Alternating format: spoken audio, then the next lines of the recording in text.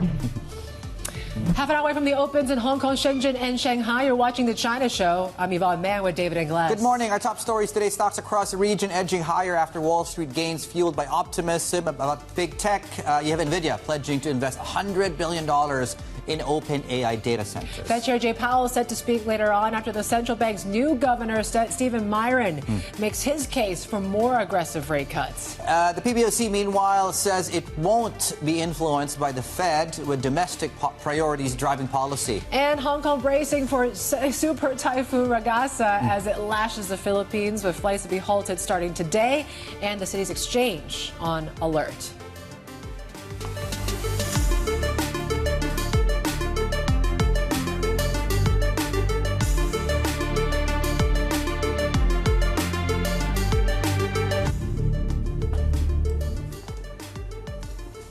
Good Tuesday morning. Welcome to the show. Equity markets, as you can see, tracking the up arrow story we had overnight. S&P futures, as you can see, they are flat right now. Not a lot of movement. I wouldn't put anything into that as well.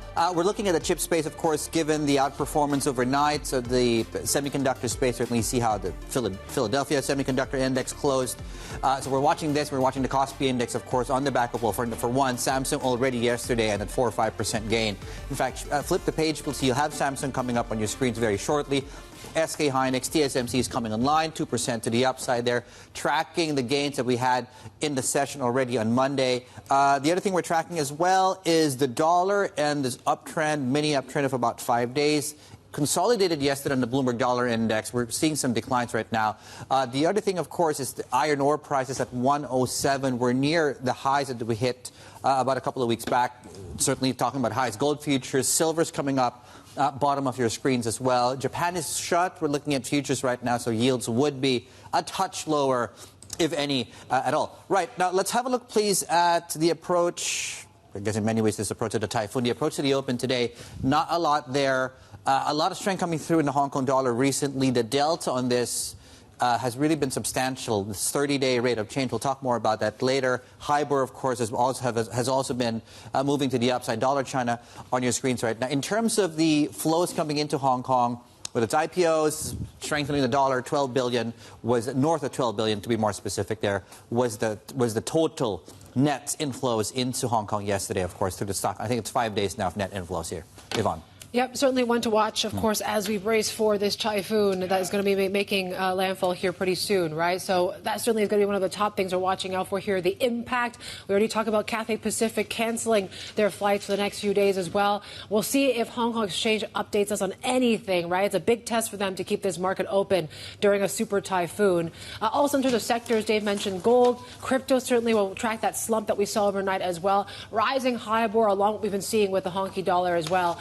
And those U.S. lawmakers in Beijing, they continue their trip in the mainland as well. And what does this mean when it comes to this typhoon, when it comes to these upcoming IPOs, right? We have a great story talking about this potentially could lead to some backlog there, maybe delaying some of these big listings like Cherry Auto, like Zijing Gold as well. But that pricing for Cherry Auto should still be underway here today. Butong also set to debut today, just before this typhoon. Yeah, I mean, just because the market will remain open, and by the way, we'll talk more about that later, because Hong Kong Exchange, it should normally be open under a T8, under a T10, but they are saying right now that they're closely watching the incoming typhoon, and what they're saying, employees, safety, participants, and investment public will be top consideration. I guess almost the same as the airport's open, but no one's probably going to land anyway and take off, right? They're letting the airlines make the decision whether to halt flights or not.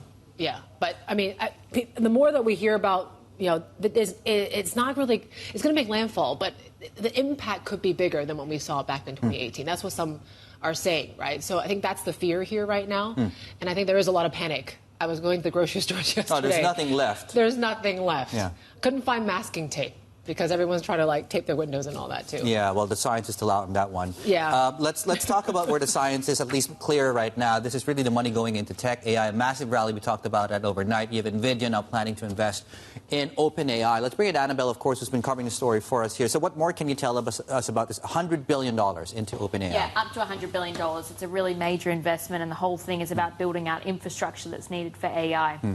What we got on Monday was a letter of intent that was signed between Nvidia and OpenAI. But then we also spoke with sources to get more details on this. So what we understand is that the money's actually going to come in stages. So the first $10 billion is going to be deployed from Nvidia to OpenAI. That's going to come in the form of cash. And then Nvidia is also going to be receiving OpenAI equity, again, according to our sources.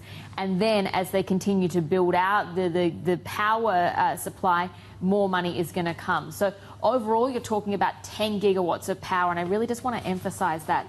You're talking about the amount of power that's needed to power New York City when it's at peak energy demand. So it's a huge amount of energy that's supposed to come online through this deal. And you saw that reaction in Nvidia, as you said. I mean, it was that big rally on Wall Street. You're seeing some of these Nvidia suppliers here gaining today, but it just continues to position Nvidia at the center of the AI ecosystem. Okay, we also got more details on the shape of this U.S.-China deal on TikTok. What do we know so far of what stands out to you? Yeah, so this was outlined on Monday, and I think, of course, as we've been discussing, the big sticking point is the algorithm, because the U.S. law that mandates the sale of TikTok operations in the U.S. forbids ByteDance from having any sort of operational role in the technology or the new U.S. app.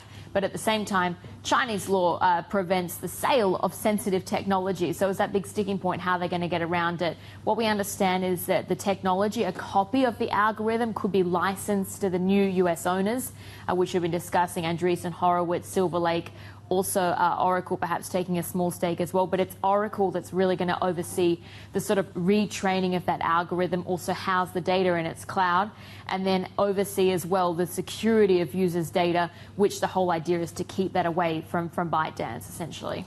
Speaking of Oracle, two new co-CEOs. This is a very interesting move. So Safra Catz, who has been at the company or in that leadership role as CEO, is stepping back. She's taking a position as executive vice chair of the board, and they've named two co-CEOs in her place. So you've got Clay Magoric and then also Mike Sicilia. So Clay Magoric is someone who's actually come from the Oracle Cloud Infrastructure Division. He's actually very young as well, only 39 years old. And then Mike Sicilia is 54, but he's also come from Oracle Industries. So naming these two as co-CEOs really emphasizes the big push that Oracle is making into infrastructure. It's interesting as well because the sources we've spoken to say Safra Catz is someone who was a little bit more reluctant to invest in this area to begin with. But you can see that big run-up in the stock this year, which is, again, being down to the company continuing to sign partnerships in this space, investing heavily in fulfilling those commitments as well. Rare to see CEOs that have split at that level, but at the same time, Oracle actually does have experience with this because Safra Catz did share the CEO role for a period, but Mike Hurd actually was her co-CEO. He passed away in 2019. Interesting as well, both Clay Magoric and Mike Sicilia are going to be taking home pretty different pay packets because Clay Magoric gets $250 million a year or total package. Mike Sicilia gets $100 million. Okay. Oh. That's interesting. Yeah. Not shabby. I mean, yeah. I mean, no, that's about to say. No one's eating the soup kitchens anytime soon. We don't need to start the pity party. Yeah. Annabelle, thank you. Our Asia Tech correspondent, Annabelle Jewelers, there on all things tech. Another story that we're tracking, of course, is the Fed, right? So Jay Powell set to speak later on today. But before that, we did hear from the Fed Governor, the new one, Stephen Miran, who laid out his argument for aggressively lowering interest rates in his first policy speech since joining the Fed. The upshot is that monetary policy is well into restrictive territory. Leaving short-term interest rates roughly 2 percentage points too tight risks unnecessary layoffs and higher unemployment.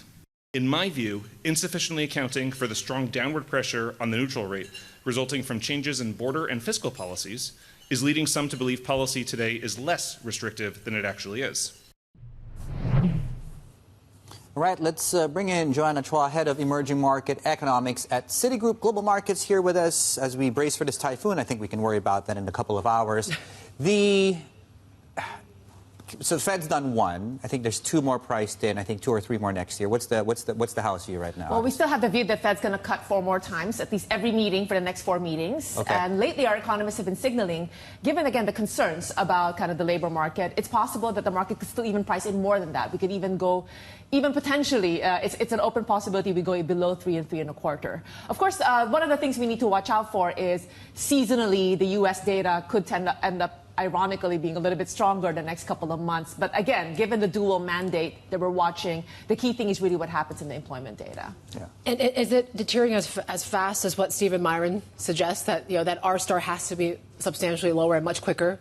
too? Well, I mean, obviously, we're not as aggressive as, Steve Miran calling for 50 basis points. I guess there was an expectation he was calling for a 50 basis points cut. I don't think we're as, I think we may be not as hawkish as other people, thinking R-star had really gone up that much, but I don't really think that R-star had gone down as much either, especially given what's happened on the fiscal side and given what's happening with the whole private sector capex. I mean, you guys were just talking about, all this talk about cloud investing in AI infrastructure, which obviously is going to be a big theme going on in the next couple of years. And the inflation pass-through equation, that's still the same for you guys? It's still the labor market that's perhaps the bigger so we're rating? going to have core PCE obviously coming out this Friday, and we're actually a little bit more benign than expectation. I think we only expect 0.2% month on month. It's been surprising. I mean, that, obviously tariff pass-through has been more benign or much lower than expected. And maybe we did not anticipate some of that has been distributed between corporates or the exporters as well. So although we are expecting there will be, again, belated pass-through of tariff, we don't think it's going to be big enough to deter the Fed because other components of the CPI course, obviously services is a much larger component. Yeah. Those components seem to be softening, so therefore we don't really see a big headwind for the Fed to continue to cut. What's the window for central banks now to cut? Is it, the dollar weakness certainly has been something that they can take advantage of. Are they going to do so, you think? Well, the thing is, obviously, a lot of emerging markets, including in Asia, a lot of central banks have already cut quite a bit. I mean, we still have, pretty high ex-ante real rates for a number of central banks. I mean, we think there's space for Philippines to cut, Indonesia to cut, Thailand to cut. Obviously, we're going to have a new central bank governor very soon. There's room for China to ease as well. And then even Korea, there's also room for easing. So there's definitely still room. It's just that obviously, in a dollar definitely helps that. So it really depends on the data. And right now, even though there's definitely a sequential payback of exports and there's definitely a slowback coming, in some economies, the slowdown has not been as severe as expected. So, for example, Malaysia has been, the slowdown payback we're seeing is not as severe. Obviously, the AI component, we just upgraded Taiwan GDP growth forecast. So it's a little bit differentiated that we're going to have to watch. But clearly, there's some focus, obviously, in Thailand, with the deflation, persistent deflation, we expect a BOT to ease. Yesterday, we just had China LPR decision. Obviously, there was no cut. I think in China's economy, we do think there's room to ease, but I think a lot of the action has to really come from fiscal and quasi-fiscal. All right, we'll have more from Joanna Chua there, head of emerging market economics at Citigroup Global Markets. Still ahead. Yeah, it's been a year. Yeah, on that very note. Since that pro-growth pivot from the PBOC, we're going to look back on what's really changed, whether it's markets or the economy coming up as well. We're coming down to the opens of trade in Shanghai, Shenzhen, and Hong Kong. And, of course, we are bracing for a typhoon to make landfall here. Typhoon 8 expected to be upgraded there to 2:20 p.m.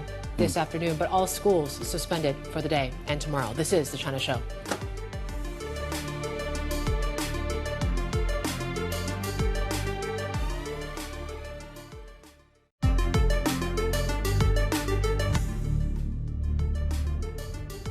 We will cut the RRR and policy rate.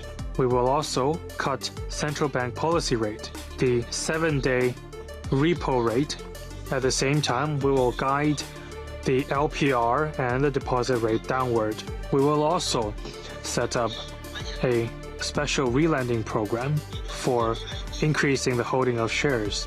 We will enhance the quality and value for investment of listed companies to better serve investors. We will make use of stocks, bonds, and futures, among other capital market tools, to invigorate the restructuring and M&A market.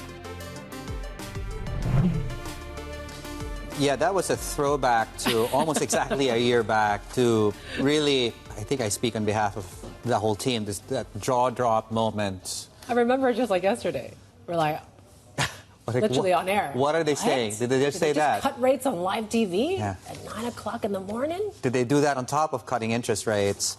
So since then, we've actually made a tally here. 30 basis points of rate cuts. I know it doesn't sound like, relatively speaking, 100 basis points of reserve ratio requirements. On your screens is the performance of the market. First green line is the Big Bang moment.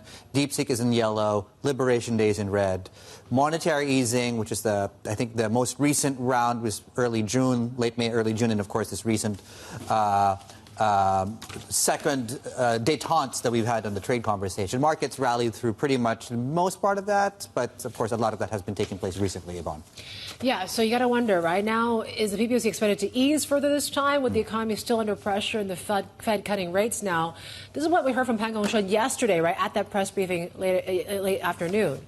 China's monetary policy focuses on domestic priorities while considering internal and external balances. Now, the PBOC has made clear our macro-level principles of determining monetary policy. So pushing back a little bit on the expectations out there that they can cut or when they should cut. Yeah, or the urgent need to do so, Yes. I think. Johanna Chua still here with us, head of EM Economics at Citigroup Global Markets. So, since last year, what's changed?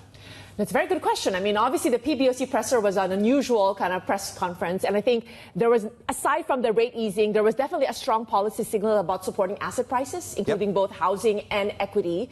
But of course, a year later, I think they've been more successful on fueling the equity. Obviously, it's been helped by DeepSeek and other policy efforts like anti-involution. But the property market, I mean, we've had a little bit of rebound in the last quarter, first quarter, but it kind of fizzled. So real estate, property is still a big problem. So at least on asset prices, the record is still mixed. If you look at, we shouldn't look at PBOC press conference in isolation. There was a series of events that happened, right? We also had the unusual Politburo meeting that happened in September, and then we had a number of policy steps that were happened. And there was a lot of communication about supporting consumption, supporting demand, kind of an effort towards rebalancing. But we take a year later, look at the data, I would actually argue that China's growth would arguably is even more unbalanced. Like the contribution from net exports to real GDP growth has even gotten larger. So you're seeing cheap exports basically all around the world, except for the U.S. in some ways, right? I mean, is this going to be sort of be a problem? Well, this is the debate, right? I mean, yes, the first half of this year, they exceeded their real GDP growth, 5.3%, but a lot of it, more than 30% was coming from net exports. And the question is, and if you look at the recent data, export growth has been relatively resilient in China. For all the fear about tariff, it ended up that China's tariffs was not so bad relative to India or even ASEAN, the tariff differential. Meanwhile, if you look at the latest data, we've seen, especially in August, we've had a number of weaker data, not just on the supply side with capacity cuts and the fact that investment has slowed down, even manufacturing investment, but also on the demand side, right? We've had the fiscal front loading and that came off. So I think the worry is, again, the growth is still very, very unbalanced. A year later, we're still now debating whether you're going to need another policy support going into September Politburo meeting. And then with the fifth plenum coming up in October, there's a lot of a debate whether this is really sustainable. China really needs to boost demand much more relative to supply.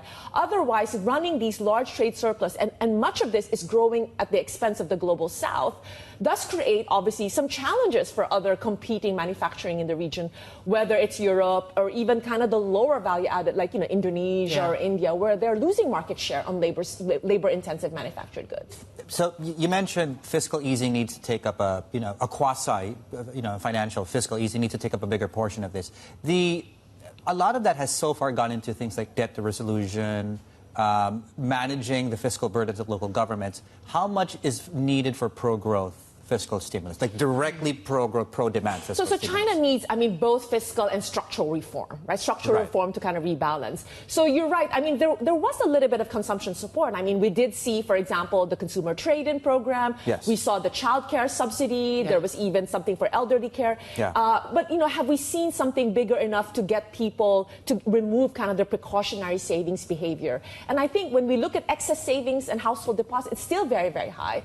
So obviously some of that at least is fueling into equity market, but the equity market rally is really not enough to drive kind of a household wealth effect, second round effect, because Chinese households are not like U.S. households. They don't have 401ks, that type of big source of wealth. You really need something to kind of generate a little bit more kind of a confidence in terms of saving. So again, the debate is whether we will see more reform of the Social Security welfare pension reform, which again, we will see what will happen in the fifth plenum, if there'll be strong signals with that.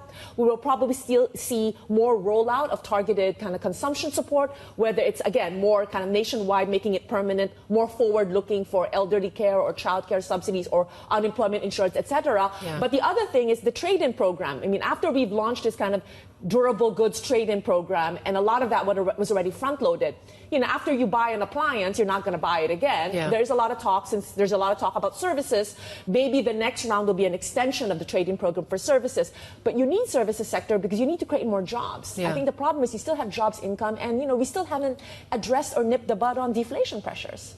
It brings to question anti-involution, right? Because as you mentioned, all those sort of challenges that you highlighted come from the intense amount of price competition. People are overworked. It's causing a lot of labor shortages and the like. So anti-involution, in order for this to succeed, what does it have to look like beyond just supply side cuts?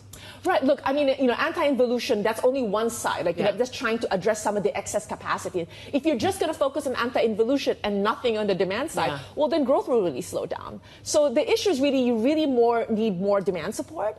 And on the anti-involution, I mean, obviously a lot of people are focused on certain sectors like steel or cement or coal or maybe battery, solar, kind of the clean tech price, The question is whether, again, if we have a proper rebalancing, whether other sectors might also be targeted for anti-involution. Of course, the question is how successfully you'll do that, but whether it will extend to other industries like chemical industry, where there's a lot of kind of anti-dumping, anti-trade policy, which is impacting a lot of global kind of other competing industries. But like I said, you really need more on the demand side because, in the last couple of 5-year plan, when China does supply, they're very good. But when it comes to demand, it's kind of doesn't really quite work. And if you're going to do the other opposite, where you're curbing supply, but you're not really supporting enough demand, then there's going to be a downside risk to growth. And I think they still need to do more on the demand side because you need to achieve your developmental goals. There's a lot of talk about new growth drivers. And is AI going to be one of them, given just the technological breakthroughs, the productivity gains that could come through it? Is that going to be something that could it's one of them, this? but it's not enough. Like, it's obviously an important part of it, but, you still need to create jobs, right? You can make an argument that AI could create also a lot of potential disruption in terms of labor market creation, job creation at a time when you have still very high youth unemployment. So, you need really more services. That's a sector in the economy, the consumption services sector, that's still relatively underdeveloped, where I think there was this piece from the IMF last year saying relative to stage of development, services sector in China is still like 20%, lower than what it should be. And again, part of the concerns about services sector in China is it's still very heavily regulated, lots of, state intervention, state control, and state ownership, and service trade restrictiveness. The liberalization of services trade has also been lagging. What we've seen in the manufactured goods trade. Great stuff. Johanna, thank you. Johanna Chua there, head of emerging market economics at Citigroup Global Markets as well. Your pre-market is up, and we are seeing the Hang Seng seeing a little bit of gains here this morning. We're up about 1/3 of 1% here. Futures are in the green this morning, 7.11 for dollar China. Plenty more ahead. This is Bloomberg.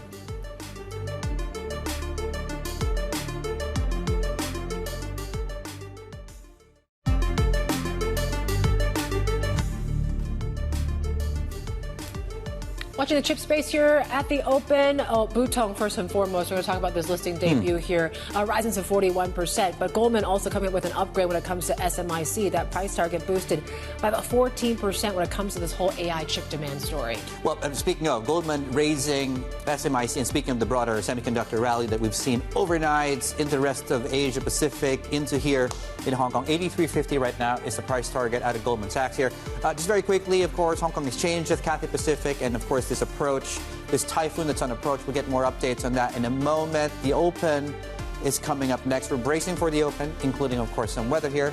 More on those things shortly.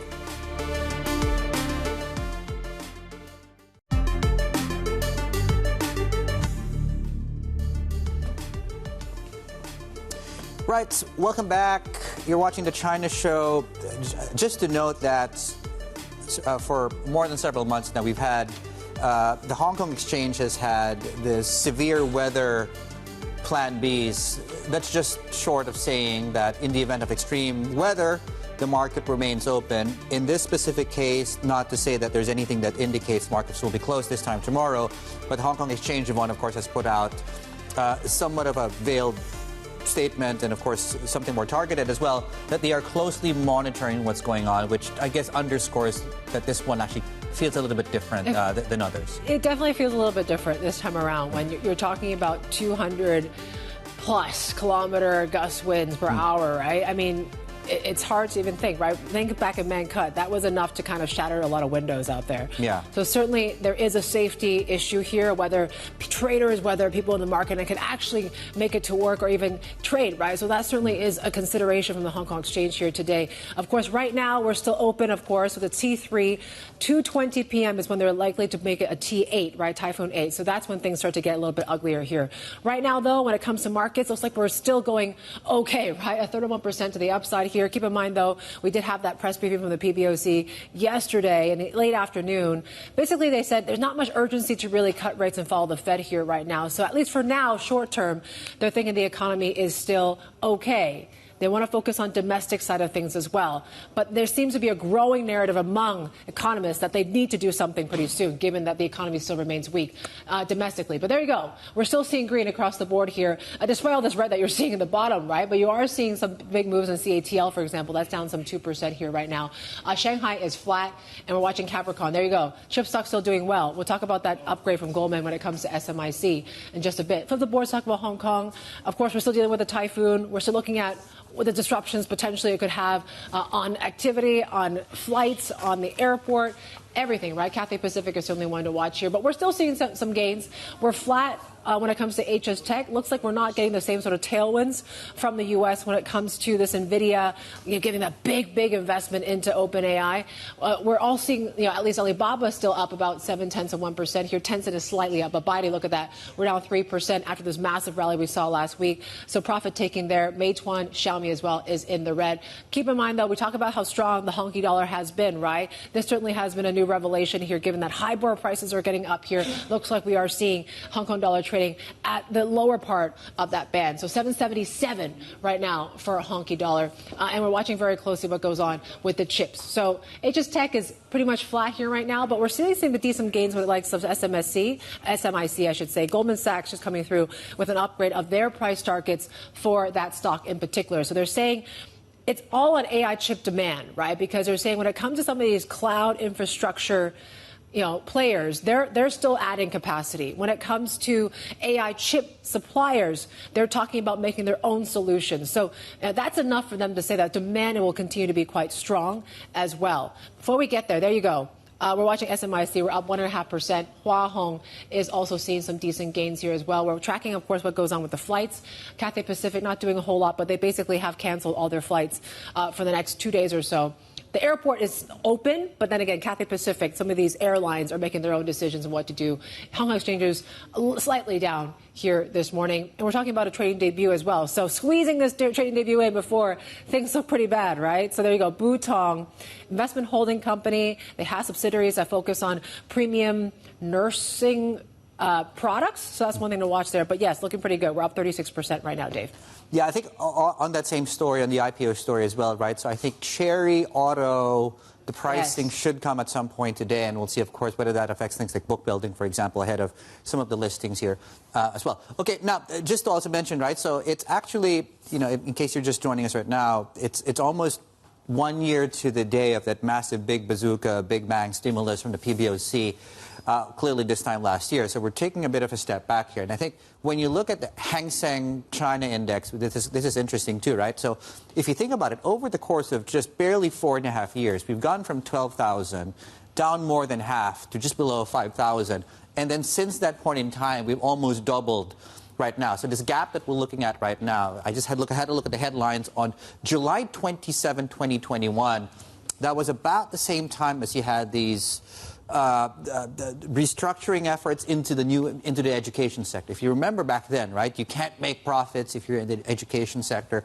A lot of the regulatory overhauls were really hounding the market, and that massive gap lower that we've had since then. That's just to say we've come all the way to that point and what leads us up next, because it's really been very, very good. It's been a very good year, not just for Chinese equities, right? Globally, equity markets have hit record after record after record.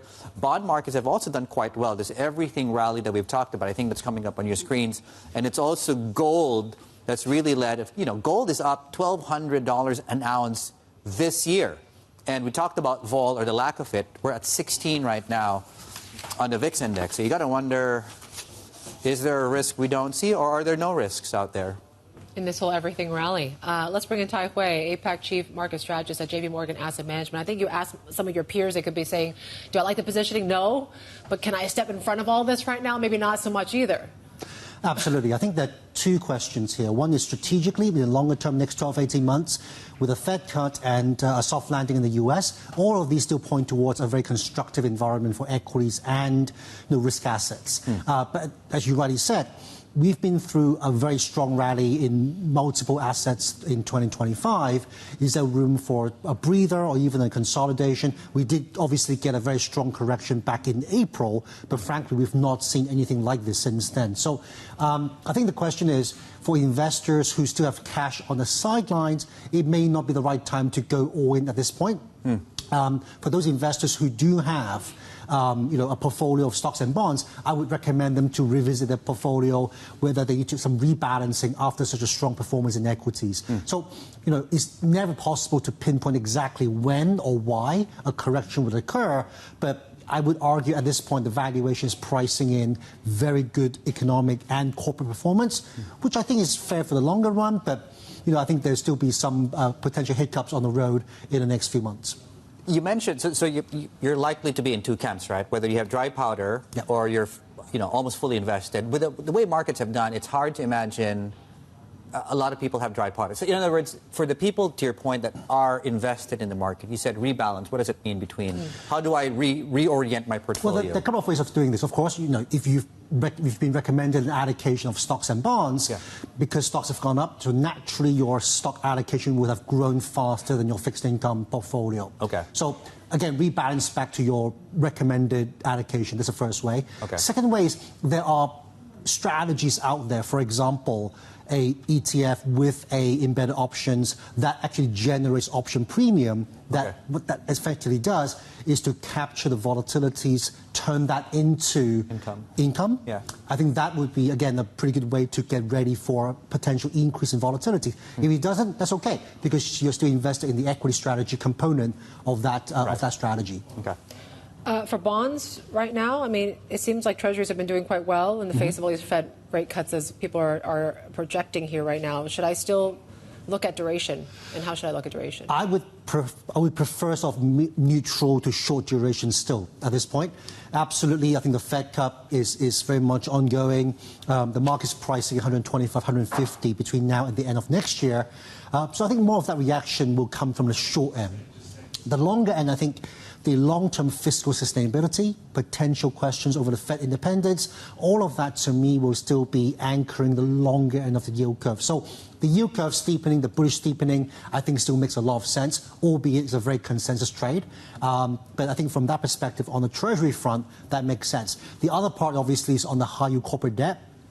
If we're calling still for a soft landing of the U.S. economy, your default rate should be manageable, so really just capturing that mid to high single digit when it comes to income. That's also pretty good. So for us, on fixed income side, a barbell strategy, short to neutral duration on government bonds, and then on high-yield corporate debt. I think that helps to achieve both capturing the Fed cuts, but also the soft landing of the U.S. economy.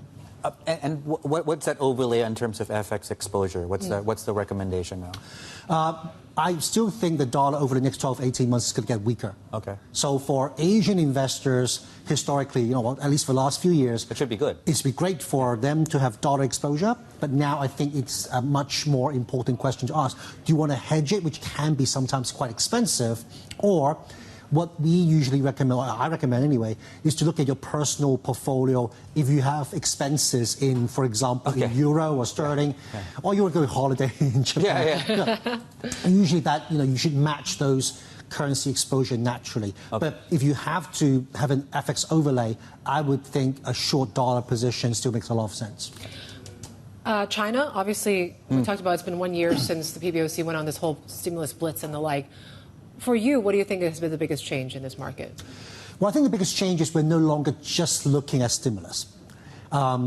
September last year, before that, we were sort of almost hoping and praying that stimulus will come because the macroeconomy is a pretty difficult position. Frankly, if you look at the data, it's still not great. But I think there are some new themes emerging. In China, for example, artificial intelligence, the new way consumers are spending in China, the government support or sort of directive to boost domestic manufacturing, especially in semiconductors.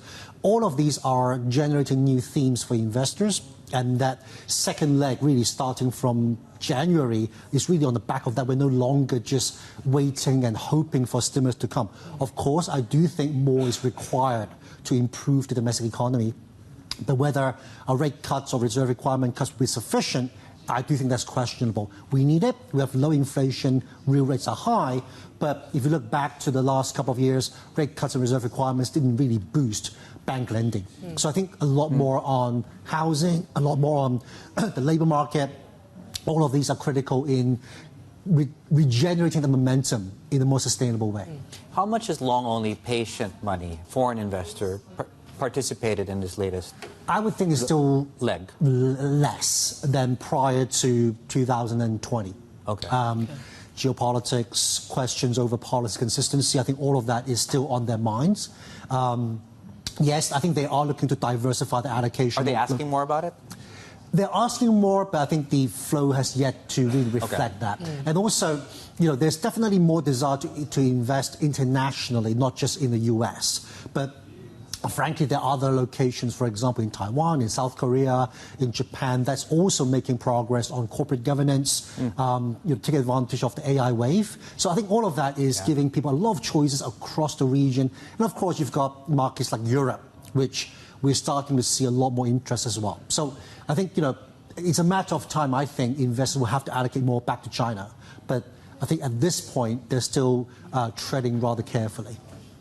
Tai Hui, nice to see you. Thank you. Take care. Stay safe. Hi to the team, of course, there. APAC Chief Market Strategist at JPMorgan Asset Management.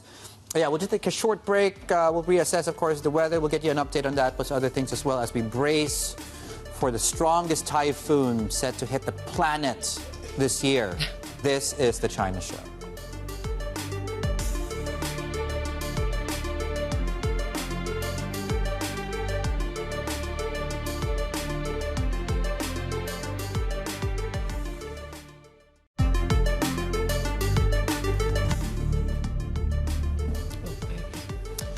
Welcome back to the viewers, not to the weather. But yes, certainly it is top of mind for us today. Just that anecdote, of course, going into about 40 minutes into the cash market session here in Hong Kong, volumes are substantially lower. And we're not sure, of course, if that's weather related, but certainly we are bracing for a lot of disruptions because of what's taking place right now. Super Typhoon Ragasa has lashed the Philippines and Taiwan as it heads towards southern China. Over 10,000 people across northern Philippines, that's Luzon, of course, the island there, had to leave their homes ahead of the storm. There were no immediate reports of casualties, and the storm is now churning ever so slowly towards southern China and is set to sideswipe Hong Kong. Now, of course, it is packing maximum sustained winds of 230 kilometers per hour. The city is bracing for potentially widespread damage and also disruption. I love Steve sent out this image from about just how strong these winds are going to be, right? I think they're saying if it's 190 plus kilometers per hour, on the WhatsApp? Okay, trucks may overturn. 250 kilometers per hour, Hong Kong building design wind loads. So that's when they start to really test out the infrastructure of Hong Kong. So it's certainly one to watch. Obviously, Hong Kong has been very, very much in the forefront and talking about schools are closed until at least Thursday. Cathay Pacific as well, taking proper precautions and canceling more than 500 flights as the city braces for its worst storm since at least 2018. We have Stephen Lam from BI saying this could be the most costliest in terms of insurance claims and the like here in the city since Mancut as well. Let's bring in our Asia transport correspondent, Danny Lee. He's been tracking all this. He was at the airport yesterday as well. Tell us just what's in store in terms of disruptions. So on the transport side, the airport will be winding down operations from Tuesday evening from 6 p.m. Basically, all passenger flights will stop for 36 hours, which is unprecedented by the gravity of the kind of situation we face with this typhoon. And of course, we're going to see this typhoon signal raised to its third highest level from later this afternoon from 2 p.m. onwards.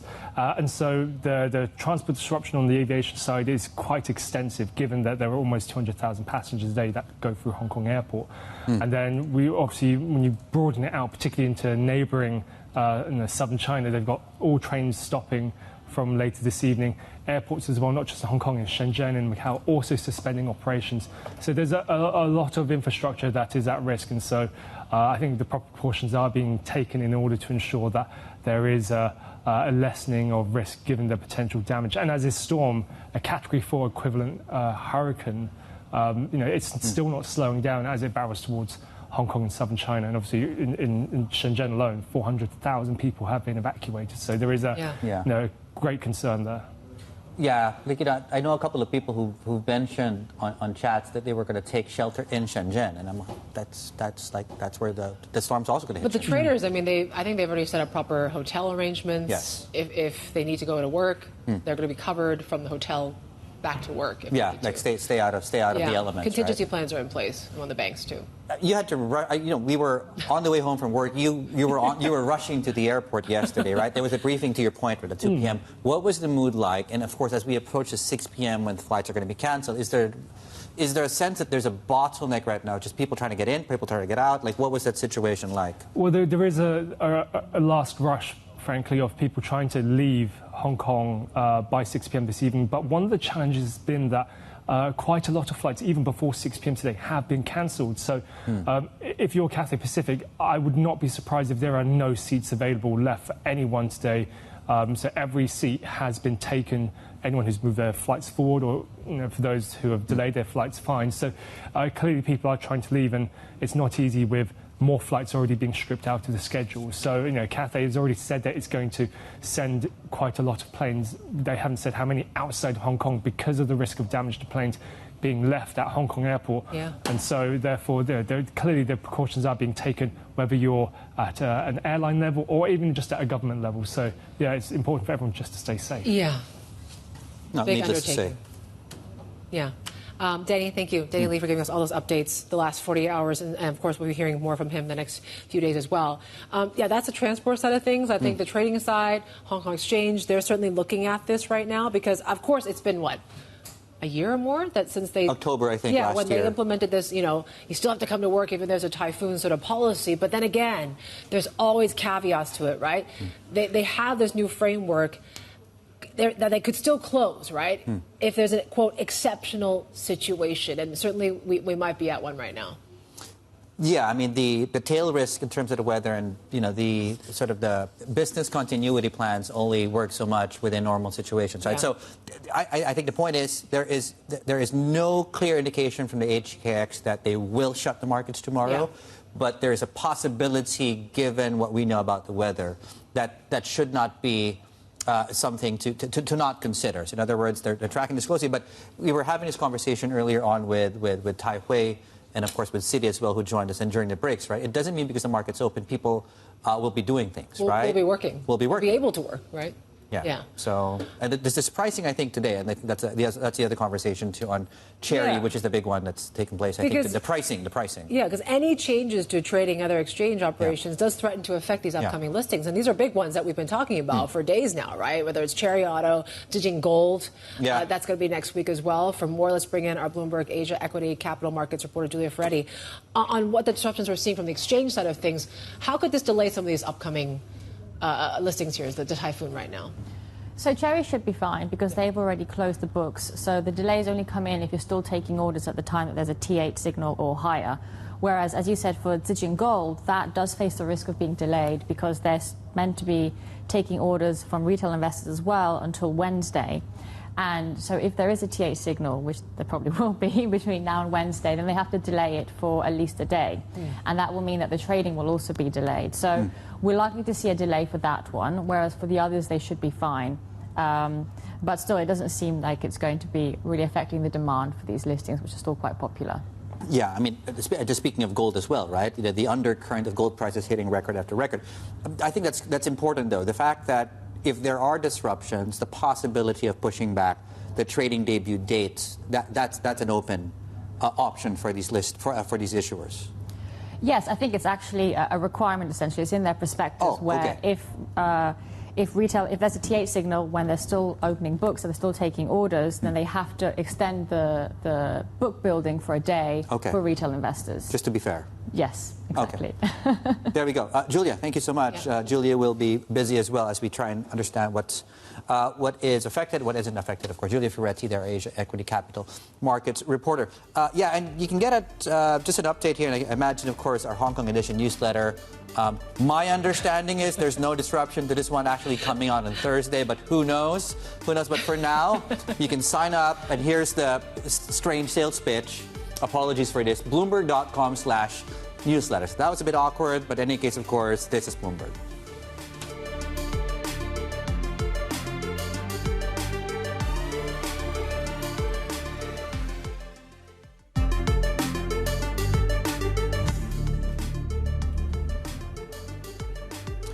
All right, welcome back. I guess, a weather update. So in case you missed the latest announcement, a Typhoon Signal 8 will be hoisted over Hong Kong at 2:20 in the afternoon, and from 6 p.m. to 6 a.m. on Thursday, Cathay Pacific is canceling all Hong Kong flights. So just, I guess, keep an update or just stay dry and stay safe somewhere else.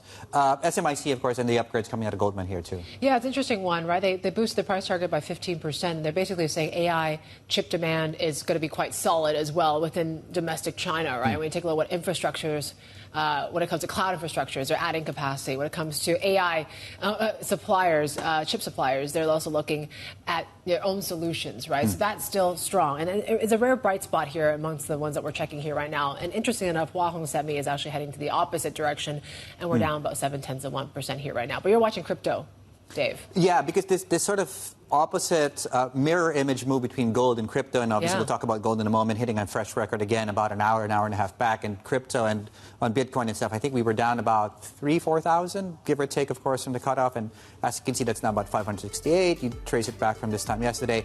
Understandably, you're getting this follow through in equity markets, and the opposite is true with, well, spot gold, 3,800 is now no longer a pipe dream. That's now just a good week away, if not a good day away. And gold stock and gold ETFs are actually also rising substantially here in Hong Kong. Plenty more ahead. This is the China Show.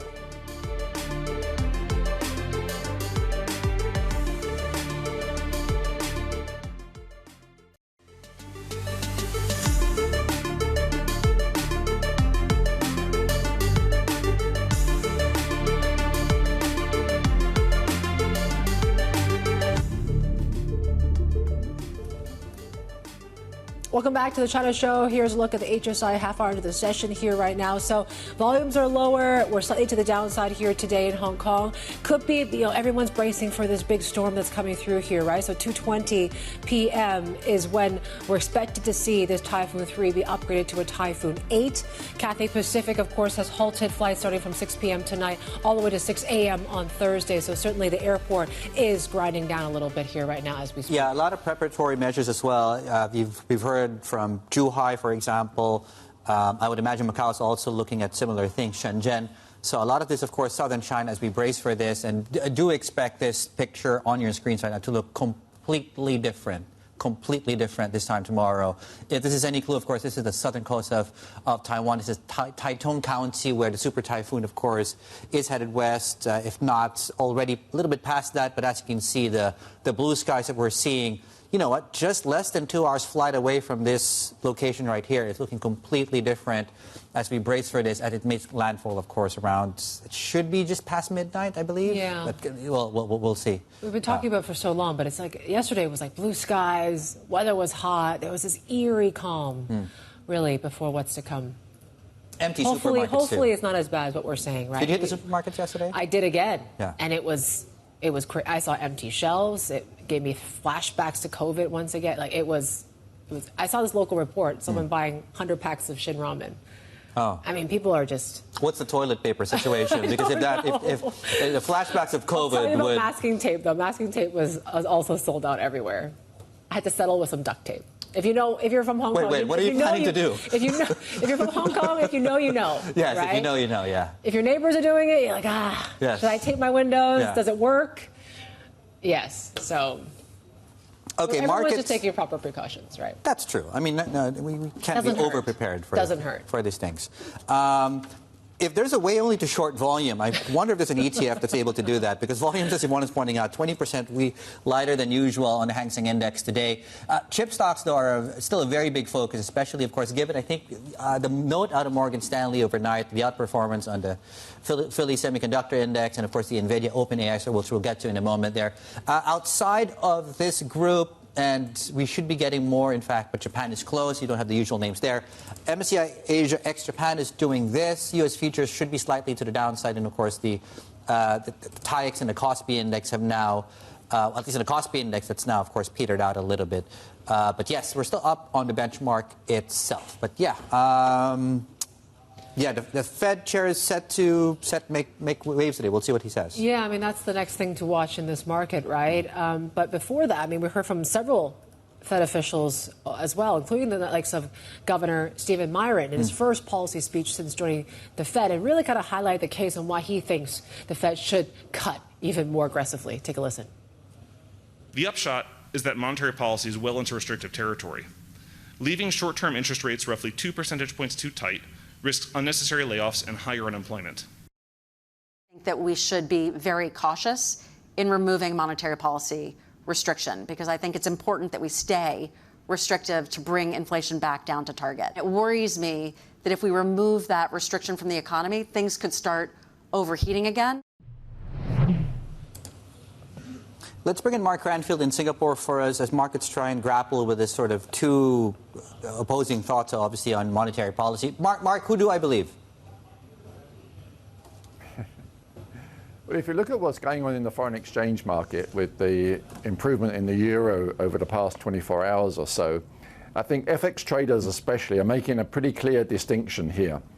They've decided that among the Federal Reserve people, there is a new first among equals, and that is clearly Stephen Miran. So his voice is catching more people, it's getting a bigger resonance with traders, and it looks as though that is where we're going forward here. So if you look at the way the dot plots are projecting that we're going to have rate cuts right through to the end of the year and into early next year, and Stephen Miran had the lowest dot plot, that wasn't a surprise.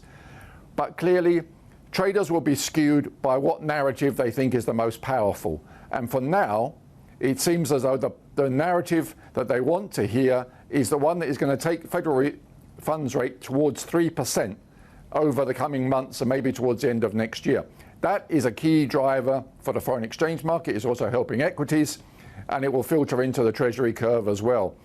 Until somebody pushes back aggressively on that, that is what traders are hearing and what they're acting on. Jerome Powell is going to speak later today, and it's a bit more about economic policy. It may not really change the dynamics very much in terms of where traders are pricing the next rate cuts. It will need a lot of Fed speakers to push back on what Moran's message is until traders change their mind and they keep on selling the US dollar.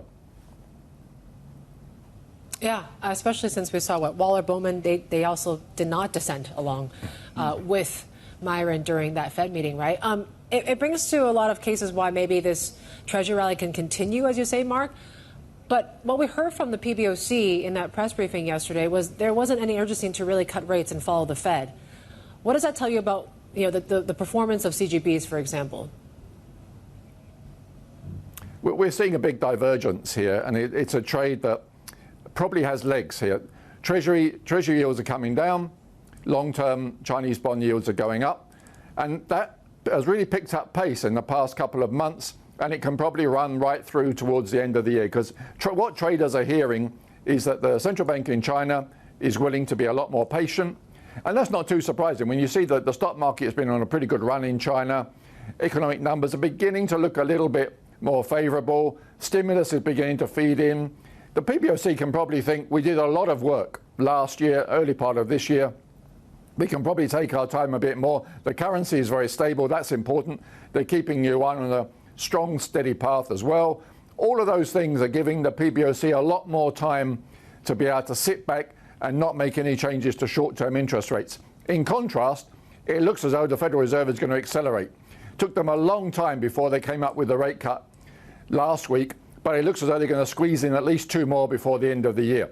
So that contrast is beginning to be seen as a trade. That's a strategy that people can play.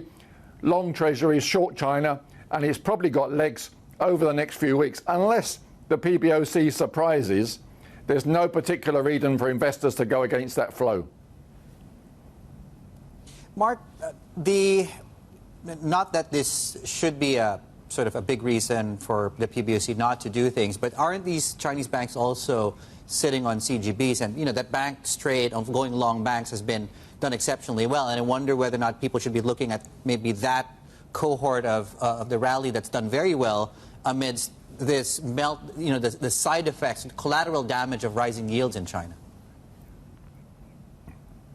You may well see that start to play out through the equity markets, where people give a lower weighting to the bank sector. I mean, to some extent it already is, because the AI and the tech-related sector is doing so well. And you may see that continue to go.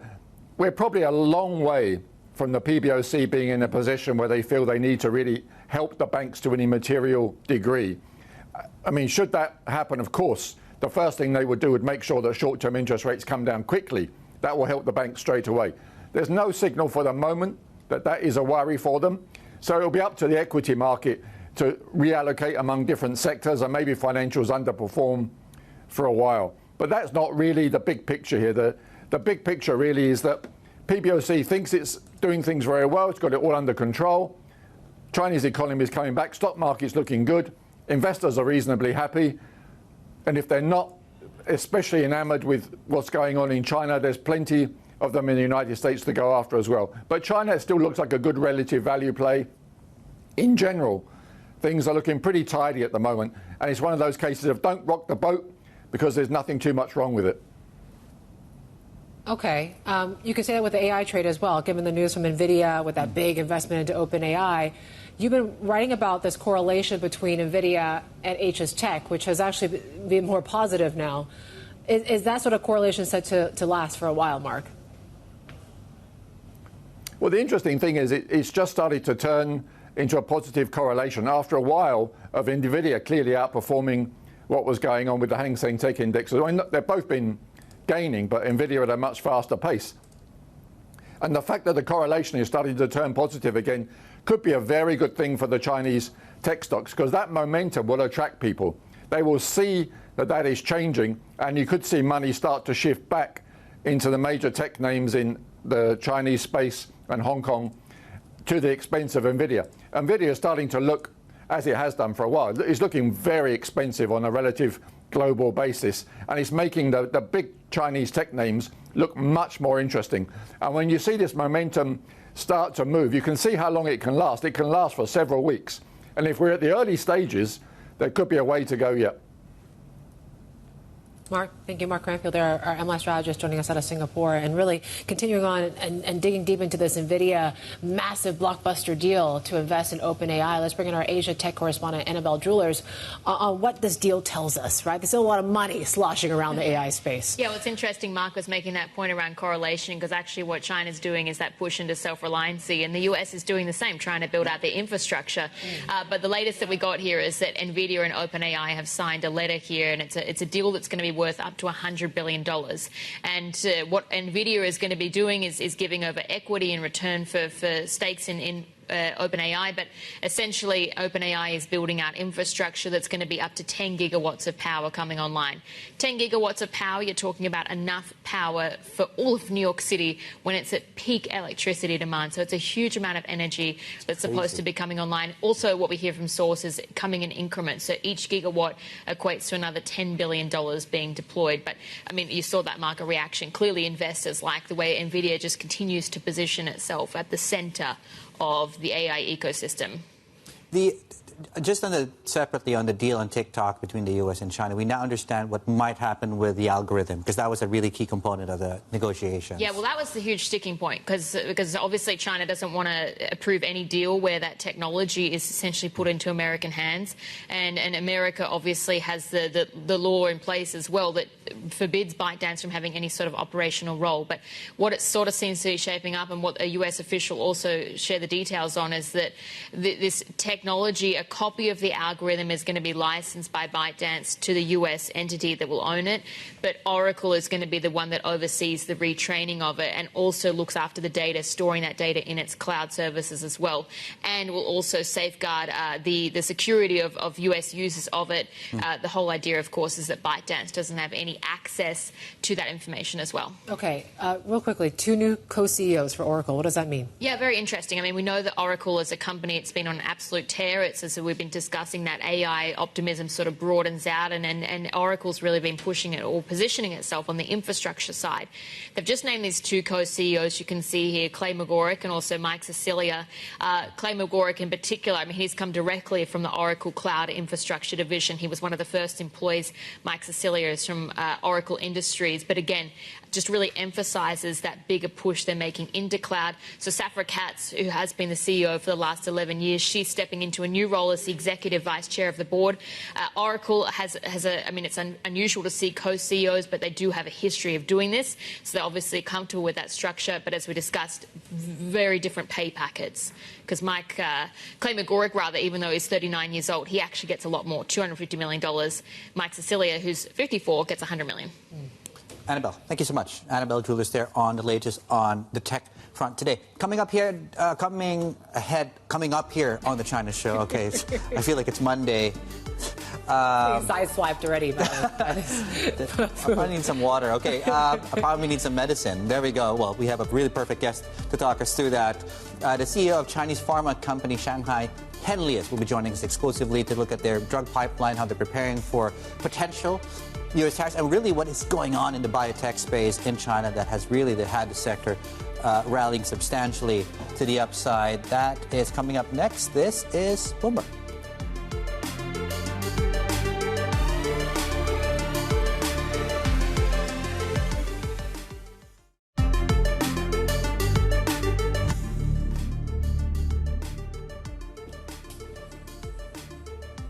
All right, welcome back. Let's look at China's biotech space. Why not, right? One of the hot sectors here in China, focusing particularly on one, right? This is Shanghai Henlius Biotech. This is a company partially owned by the bigger Fosun Pharmaceutical Group. Henlius is focused on treating cancer, autoimmune, and eye diseases, and it has received approvals to market some of its drugs in China as well as overseas. Joining us exclusively now is the company's executive director and CEO, Jason Zhu. Dr. Zhu, thank you so much for joining us. Thank you. Lots to talk about, right? I know, Henlius focuses mostly on the biosimilars business, but obviously, as your main revenue driver, you're also looking at other things too, right? This pipeline for original innovative drugs. Yeah. What is the vision for Henlius? So the vision for Henlius is actually we definitely want to focus on these two pillars. One is definitely the biosimilar business, because the biosimilar business can really give us a cash cow, and it can make us more globalizations. Because so far we have 5 products already approved in the market, and these 5 products already approved in the ex-China market as well. So based on this acceleration of the globalization, we actually build up the competency on the GMP competency, on the GCP competency. Our facility has been inspected by the authority from the FDA, EMA, all these things. And based on these GMP, GCP facilities, the competencies, we can actually accelerate our innovative drug development as well.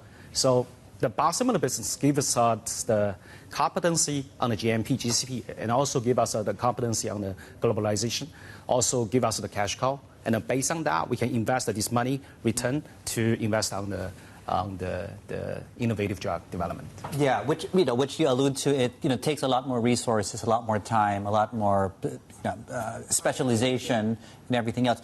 So I guess a little bit more on the biosimilar. So what objectives have you given your team? Where do you want to see that business over the next, let's call it, year and a half, next 18 months? So the biosimilar business, we continuously build up our reputation.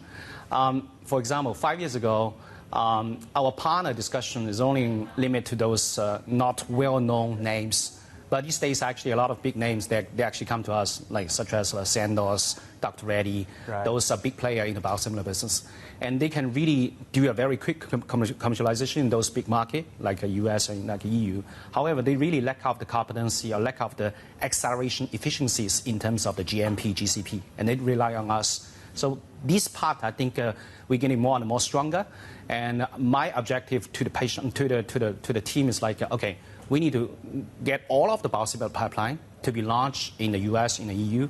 Let's say over the next 5 years, I think we're going to launch at least 10 biosimilar product in the EU market, in the US market. At least 10. So is the priority EU? Yeah. US? What about emerging markets? What's the priority? Emerging market, I think in terms of the biosimilar business, they need to pick up in terms of awareness, in terms of the affordability, all these kind of things. But our primary focus is definitely EU and the US. Yeah. Okay, and just a question on, this is not a geopolitical question, but just the changing regulation, for example, potential tariffs.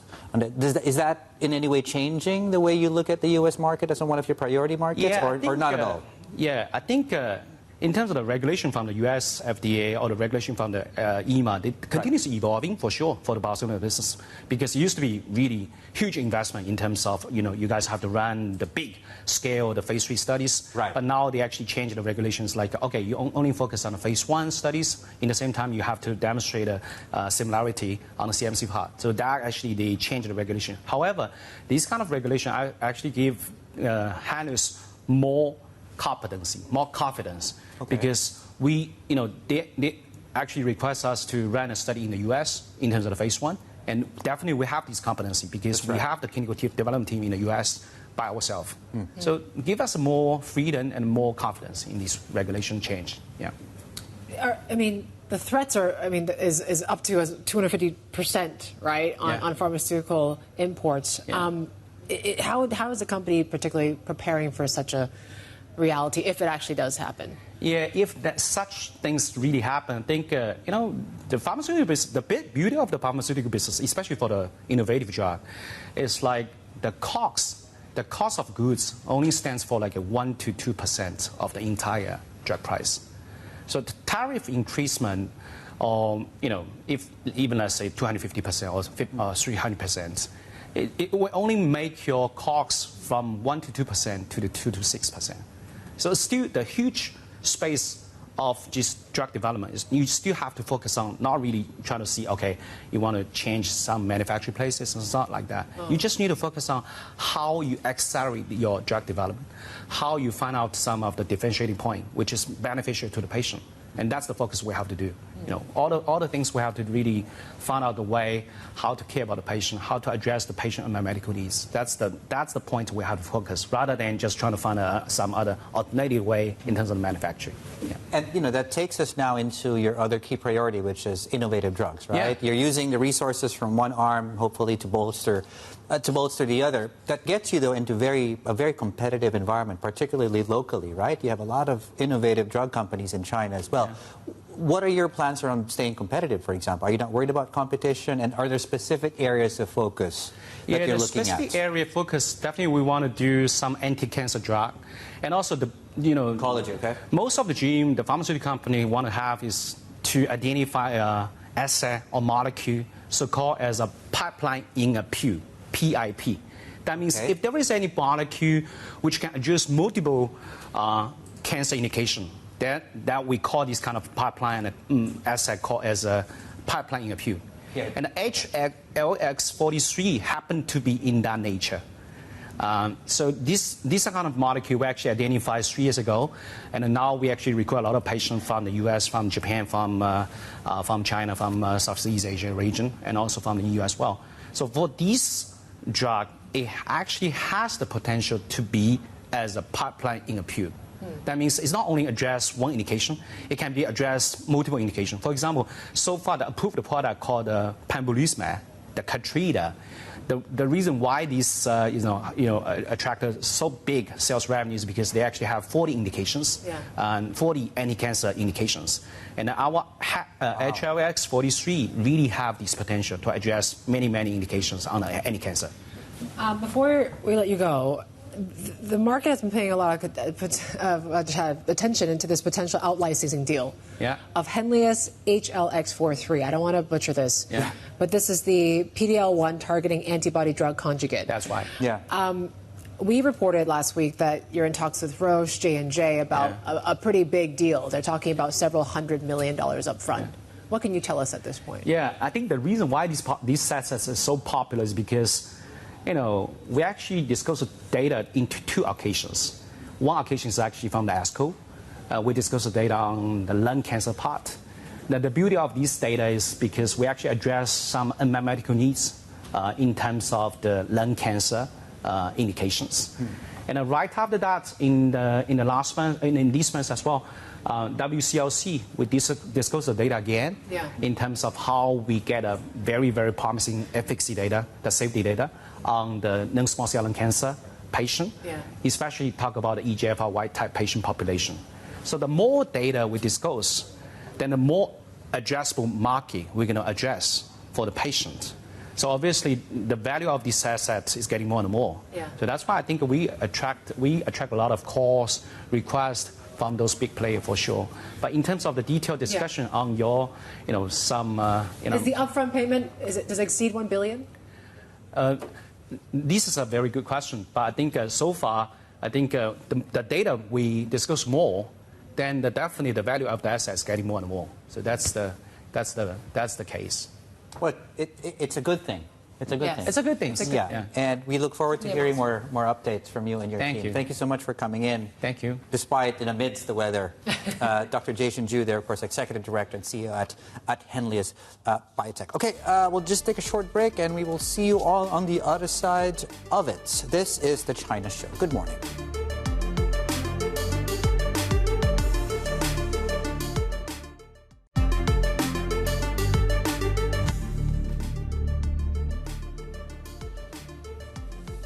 All right, who's a heavy metal fan?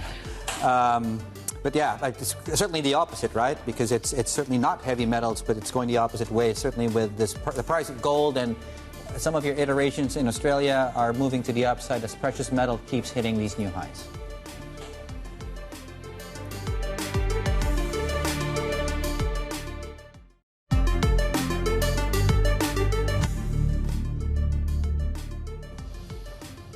Okay, let's have a look at how we're doing across the region here. So, you know what? I'm not going to spend too much time on it because there's nothing happening. Okay, let's move on. Let's talk about politics, Yvonne. Okay, a bipartisan U.S. House delegation visiting China, right? We've been tracking this trip, right? And calling on Beijing to further open its markets to American businesses. And that's as the two sides lay the groundwork for a meeting next month between Presidents Trump and Xi. Let's get to our chief North Asia correspondent, Stephen Ingle, on really how receptive are the Chinese given these overall strains in this relationship.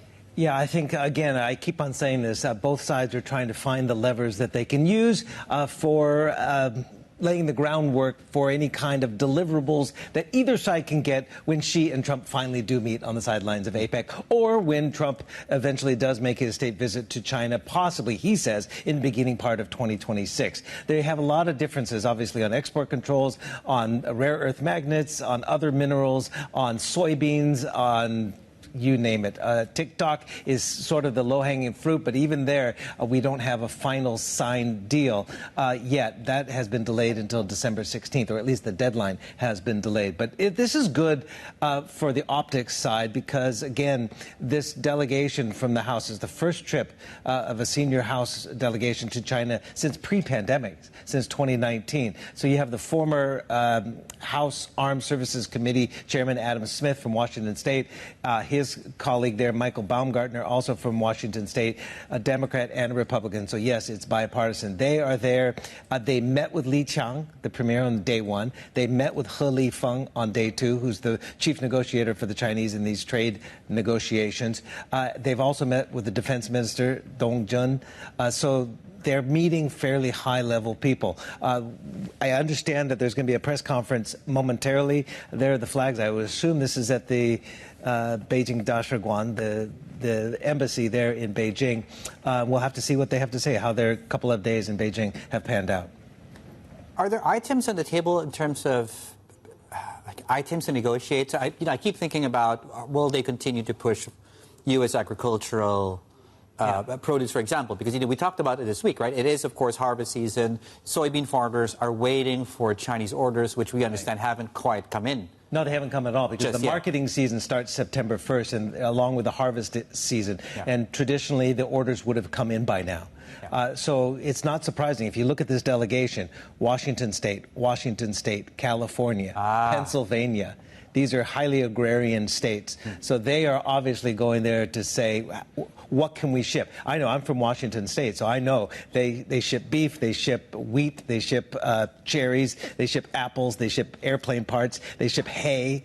You can put two and two together. Yeah. They are trying, obviously, to help their farmers. And that's happening across America. The soybeans from whether it's Iowa, Kansas, other places, obviously they're feeling the pressure to the point where we've we've already heard the agricultural department talking about maybe coming up with some sort of financial aid for farmers, given that the Chinese are not buying. The Chinese have diversified their sourcing from places like Brazil and elsewhere. It gives the Chinese leverage, and you cannot be surprised that they would do that. They found leverage with rare earth magnets. They're finding leverage, perhaps, with soybeans.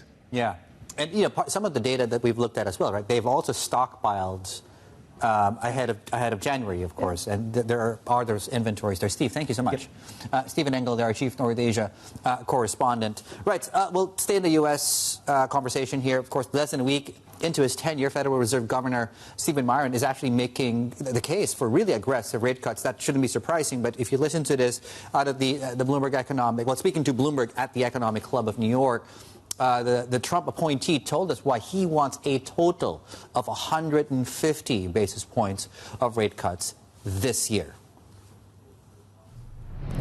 I expect the second half of the year and into next year to be better in terms of growth than the first half of this year, in large part because a lot of the effects of the tax bill are going to be kicking in and, you know, trade uncertainty is dissipating. But I view a lot of that as also expanding the supply side at the same time as the demand side. And so, as I said, if actual output and potential output are moving out at the same time, it doesn't imply a necessarily hawkish or much tighter policy because the output cap isn't expanding if they're both moving out at the same time. Instead, my view is that policy is roughly 2 points too restrictive, which is considerably restrictive. And even though I am expecting growth to be a little bit better in the future, that could get derailed unnecessarily so and create an output cap where one need not exist if we don't get policy closer to neutral. Now, that said, because of the distance to neutral, my view is it's better to move there more quickly than less quickly. It's not a panic, you know, I think a panicky move would be something like 75 basis points or even more. I'm not panicked. I just see that the risks grow the longer you remain significantly above neutral. You have company among your new colleagues at the Fed in your neutral rate forecast, but nobody wants to move quite as quickly as you do.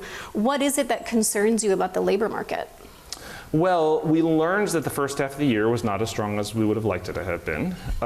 We learned that the labor market continued to lose momentum throughout last year and into the first half of this year. And that, to me, means that even though I think that growth is going to pick up for various reasons, there are concerns that, hey, things had been moving in the wrong direction, and if you keep policy this degree of restrictive for too long, you're not going to allow things to move in the other direction, and so you're going to create a situation in which an output cap expands. And so in my opinion, it's imperative that we get closer to neutral quickly, and so I thought sort of a series of 50s to recalibrate interest rates was the appropriate policy. And you don't see that as panic? No, I don't see that as panic. I mean, if I were panicking, I would tell people I were panicking. All right. A lot of businesses say that you talk in your speech and just now about how rates are too restrictive, but a lot of businesses that I've been hearing from, reading different reports and analyses, show that some of the pullback in investments is not due to the restrictive rate environment, but has to do with policy-related uncertainty. How do you counter that?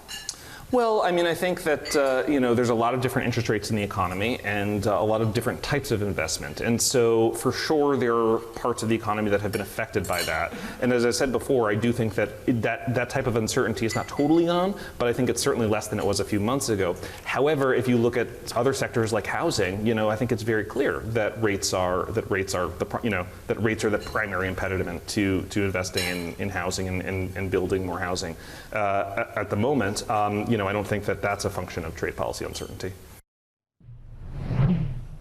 All right. So far, no signs of panic, except, of course, the what to watch out for in case there's a sign of panic. They'll say it. So we're looking at markets right now. Picked up a little bit of momentum to the downside about an hour in. So Hang Seng Tech was down about as much as 2%. Certainly, Baidu we're seeing some profit taking as far as the stock is concerned. Biggest drop, I believe, since April. In terms of Baidu. Look at that number in the Shanghai comp, right? 37.94. Let's see how we close today, because the 3,800 level has been, well, not just a nice round number like the 4,500 and the CSI 300. That's actually where support has held in the last, let's call it, month or so. In fact, the chart coming up on your screen simply highlights and underscores, and as you can see, 3,800, with the exception of one day, the benchmark has actually closed above that level. with the exception of one. And we'll see, of course, we're currently trading below it, right side of your screens, and we'll see if the support holds as we go into the thick of the Tuesday session. Plenty more ahead. This is Bloomberg.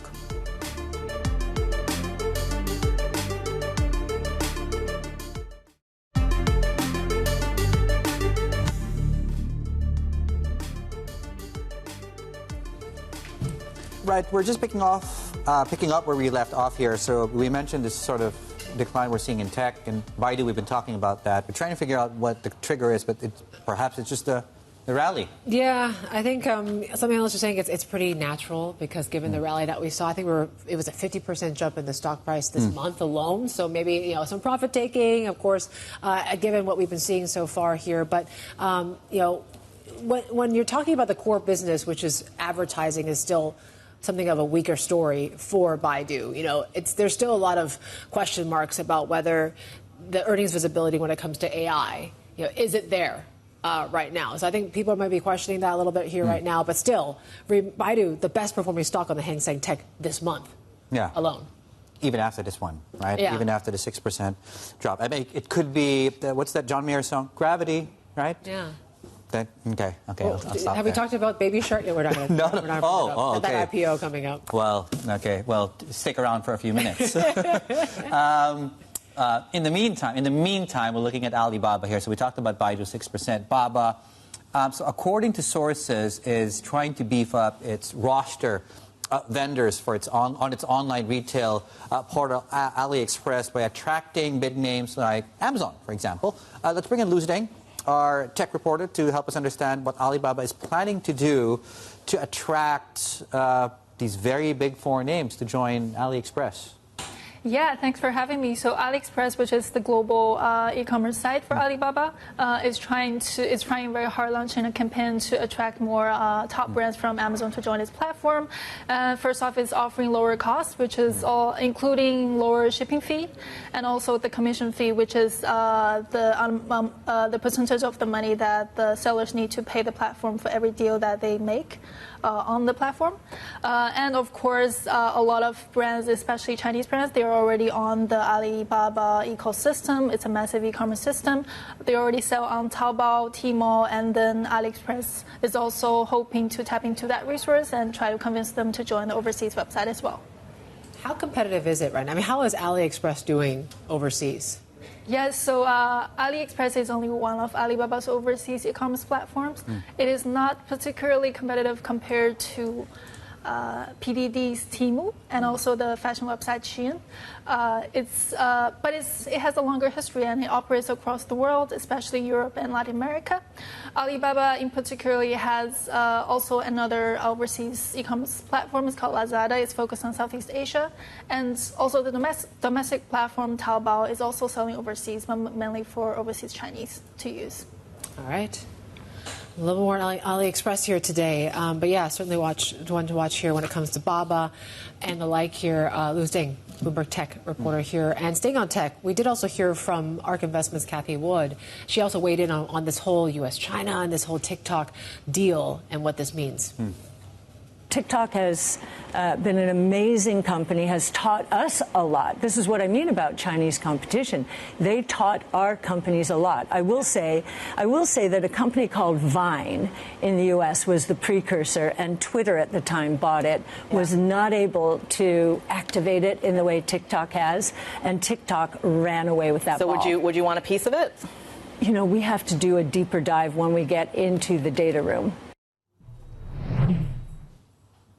Right. Let's have a look at some other corporate stories that we're tracking at this point. So, big move up overnight. Not Pfizer, but this other one related to the Pfizer story. Certainly will pay $4.9 billion for startup Metsera in a bid here to catch up in the anti-obesity market after failing, of course, to compete with its own medications. And Metsera surged more than 60% on the news of the deal. Now, the company is developing experimental weight loss drugs, including a shot that could actually be taken less frequently than market-leading products, of course, out of its peers in the industry.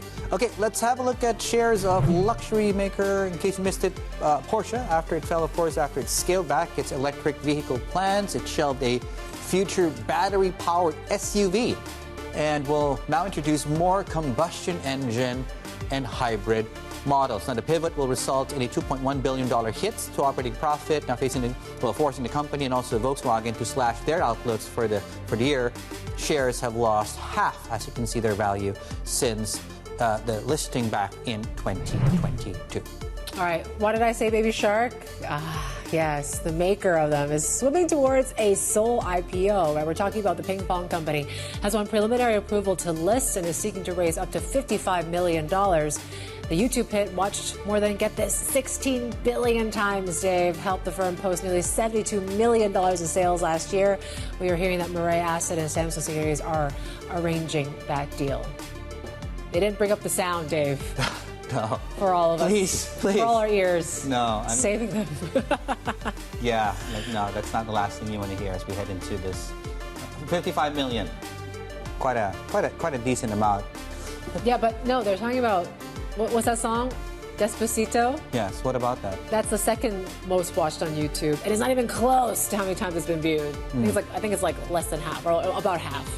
8 billion views, I believe. And 16 billion for this one, right? For Baby Shark.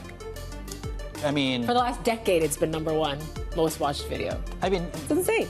There's a place and time for everything. I mean, this is certainly entertainment, but it underscores in some way what is wrong with the world if something like this catches a lot of attention. But things like science, understanding the universe, trying to get to the bottom of what causes cancer, or babies barely just like the party. Views. Yeah. When we were talking about this earlier on, I confused this. What was with the pencil and the pineapple? What was that? Pineapple pen. Pineapple pen. I'm sorry, pencil and the pineapple. Yeah. Clearly, I'm not the audience for this one. There's a typhoon coming here. We'll talk more about this in a moment. This is the China Show.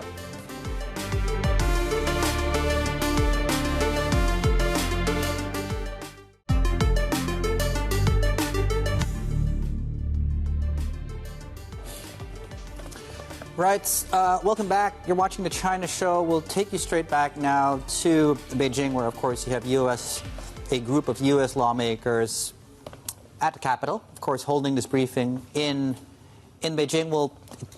It's just actually started a couple of minutes late, and certainly we will be getting you more updates once we have more information from what's coming out there. And, of course, as you can see on the screens, they are taking questions from this massive cohort of media that's gathered there in the room. Among them, of course, there is, of course, David Perdue, of course, the U.S. ambassador to China as well. And yes, go ahead, Yvonne. The Representative Adam Smith, he's a Democrat on the House Armed Services Committee. Also, Michael Baumgartner there, a Republican member of that committee as well. So, of delegation, certainly we'll get to the details once we hear more on what came out of this trip in Beijing. And some other world news this morning, the White House says doctors may be exempt from a new $100,000 H-1B visa fee. The administration confirmed that the Homeland Security Secretary can waive the cost if hiring foreign doctors is deemed to be in the national interest.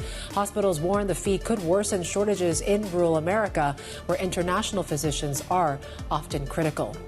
President Trump says his administration is linking the active ingredient in Tylenol to autism and urging pregnant women not to take it. Shares of the product maker Kenvue reversed some losses after the bell, after slumping to a record low. The company says independent sound science shows taking acetaminophen does not cause autism. So taking Tylenol is not good. Or I'll say it, it's not good. For this reason, they are strongly recommending that women limit Tylenol use during pregnancy unless medically necessary. Disney says Jimmy Kimmel Live program will return on Tuesday, ending a suspension imposed over his remarks about the murder of conservative activist Charlie Kirk. The company says it reached the decision after having, quote, thoughtful conversations with the host. Sources say Kimmel will address the controversy over his Kirk comments when he returns to the stage. Okay, we're bracing for this massive super typhoon that is less than about 24 hours, of course, from being felt here in Hong Kong. A glance at exactly where it is at the moment. I believe that is a view. Just give me a second here.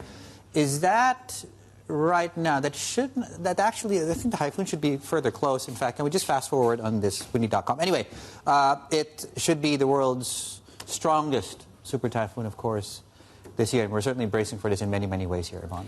Yeah, we talked about everything from flights to even potentially the exchange is now really kind of closely monitoring the situation, whether they can actually continue to be open tomorrow as well, but also even just the potential for some of these IPOs and big listings to actually be delayed as well. But certainly when it comes to the insurance side, I'm guessing they're going to be very busy the next few days. And Bloomberg Intelligence thinks that Ragasa could be Hong Kong's costliest storm since 2018, with insurance claims potentially topping, get this, $100 million. Okay, yeah, let's get a sense of, those numbers and the probabilities around, of course, to what extent we can extrapolate those numbers. Stephen Lam, of course, is with us here on set, just to help us understand how, this is, of course, a big, big story, of course, in the insurance industry. Like, what is top of mind for you? How are we coming up with these numbers?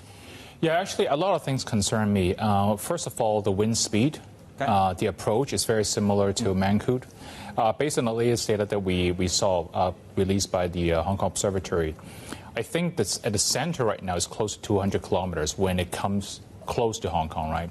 So the proximity is also another concern.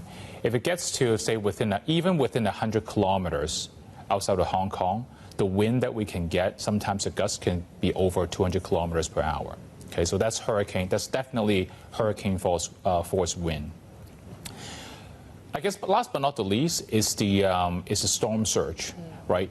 So if you look at the track of Hato and Mankud, these two, specifically for Mankud, the storm surges were enormous, right? So actually the Hong Kong Observatory just released some estimate on what kind of storm surges we can expect. So we can expect about 2 meters of water, right, above astronomical tide. So as a reference, Mankud did 2.7 meters and Hato did 1.4. So we're right in between the Hato and Mankud, right? So for the folks that are living near the coastlines, please brace yourselves for those kind of impact. Now, obviously, there's a third one that I need to mention as well is the potential of torrential rain. Remember, for the Black Rain event, the storm back then in 2023 wasn't too bad, right, in terms of wind damage. But the remnants of the storm, the amount of torrential rain they can bring, we can only tell when we actually see it. But that's also another risk factor that we need to be prepared. I guess for the public, right, the good thing is that the public is very well prepared for this. There's a lot of AI models. We got these things like days in advance. And obviously from the lessons of 2018, 2017, and 2023 Black Rain, I hope the public is more prepared for this time.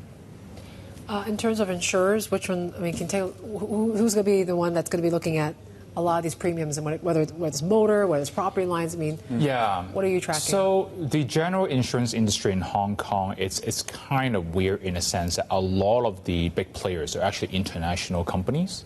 So Hong Kong itself is not a huge source of risk for them. Okay. But if you look at just Hong Kong alone, right, the top players in the motor and the property segment would be the likes of AXA, the Zurich of the world, some of the Chinese insurers called China Taiping, even BOC. So these companies, the good thing about them is that they're usually a large conglomerate, that they have other sources to weather these kind of claims, if you will. But if you just look at the Hong Kong industry alone, I'm quite convinced that this one, if it does get to the level that we're expecting from the Hong Kong Observatory, $100 million is only a start. Yeah. Oh, okay. Well, I mean it sincerely. Let's hope they're wrong, and let's hope you're wrong. Yeah. Stephen Lam, of course. Yeah, Bloomberg Intelligence analyst there. Yeah, because you talk about that number, it's hard to underscore the tragedy, of course, as it pertains to, of course, other non-monetary damage here going into this one. And really, I think this is the time when things are starting to get busy, right? I think people are going to start heading home soon. Yep. School's already been suspended for the next 2 days, and certainly there's going to be a lot of watch of what happens when it comes to the market, right? But we've already seen that, the regional airlines and the like are really taking proper precautions here. The fact that Cathay Pacific has basically shut down most of their flights for the next 2 days is quite telling. Okay, so to everyone out there, if you're nearby, stay safe, stay dry. We'll see you all tomorrow.